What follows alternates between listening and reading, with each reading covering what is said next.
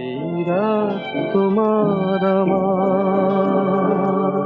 চলচ্চিত্রের সাদাকালো সেলুলয়েডে জীবন্ত এক স্বপ্নচারিণী সুচিত্রা সেন। দীর্ঘ ২৬ বছরের ক্যারিয়ারে প্রেম, বিষাদ, আনন্দ ও অশ্রুজলে যে দাগ তিনি বাঙালি হৃদয়ে কেটেছিলেন তা আজও অম্লান।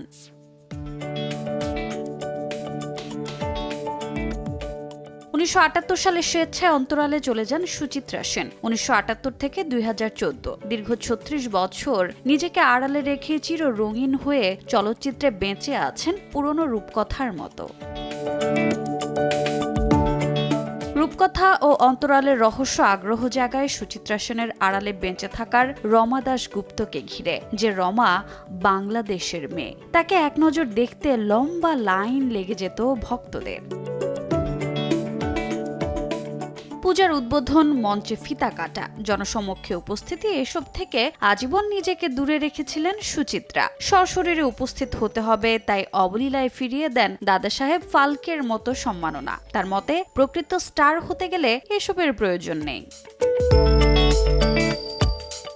নিজের গড়া নিয়ম জীবনে একবারই ভেঙেছিলেন মহানায়িকা, আর এর পেছনে ছিলেন ডক্টর বিধানচন্দ্র রায়, চিকিৎসক, সমাজসেবী, তৎকালীন বাংলার মুখ্যমন্ত্রী। এমন একজন মানুষ যাকে সুচিত্রা সেন শুধু সম্মানই নয়, গভীর শ্রদ্ধা করতেন।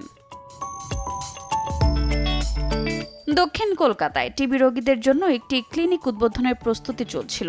বিধান রায়ের ইচ্ছায় সে ক্লিনিকের ফিতা কাটবেন সুচিত্রা সেন। সে সময় এ কাজটি প্রায় অসম্ভব বলে মনে করতেন ভক্তরা। তবুও ফোন গেল সুচিত্রার কাছে। শুধু একটি নাম শুনেই সুচিত্রা সেখানে যাওয়ার সিদ্ধান্ত নিলেন, কিন্তু শর্ত একটাই, কোনো পারিশ্রমিক নয়, বরং টিবি ক্লিনিকের জন্য ১০০১ টাকা নিজেই দেবেন তিনি। আর ঠিক তাই করেছিলেন মহানায়িকা। মঞ্চে উঠেছিলেন, ফিতা কেটেছিলেন, রোগীদের কল্যাণে অর্থ তুলে দিয়েছিলেন বিধান রায়ের হাতে।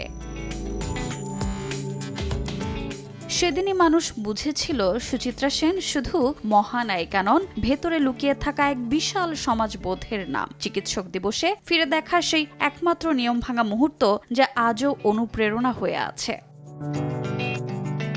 রোজা চৌধুরী, সময় সংবাদ।